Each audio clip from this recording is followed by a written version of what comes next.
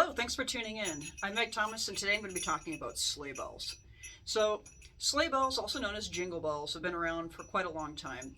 They were first really invented as harness sleigh bells, which they would put on, a horse or an animal that's pulling a sleigh to let the pedestrians know that this was approaching, and just because it couldn't stop fast enough, so it would warn them to get out of the way.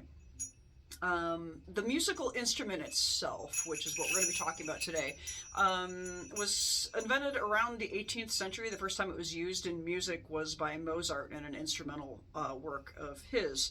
So, fun fact, side note, the sleigh bells were actually one of the first instruments that were played in space. In 1965, a couple astronauts smuggled on a couple instruments. One was the harmonica, and the other was a set of sleigh bells. And as a little holiday joke, they played Jingle Bells for mission control. The sleigh bells themselves are constructed with basically these strips of bells, right? And now I've got one on each side. You could have some have all four sides that are covered and a bell on the bottom.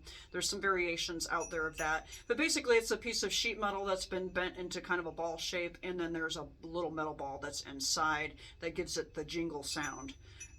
So to play this, some people will, there's a lot of question with it. I see a lot of people not really knowing what they're doing with it. So some people will pick it up and shake it kind of like they think a maraca would be played, or like a shaker would be played.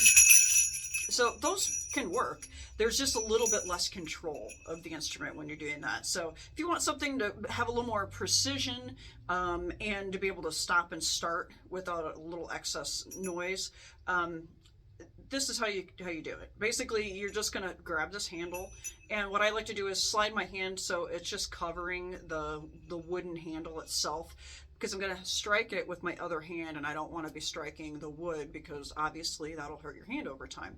So you're holding it like this, and then all you're going to be doing is, like I said, hitting it with your other hand. And that's it. So you can see how you get a little bit more precision with that than the method of shaking it. Still works, just maybe not as precise. So that's a little bit of info on the sleigh bells and how to play them, a little background and some fun facts. Hope that was helpful for you. Thanks for tuning in. I'm Meg Thomas, and I'll see you next time.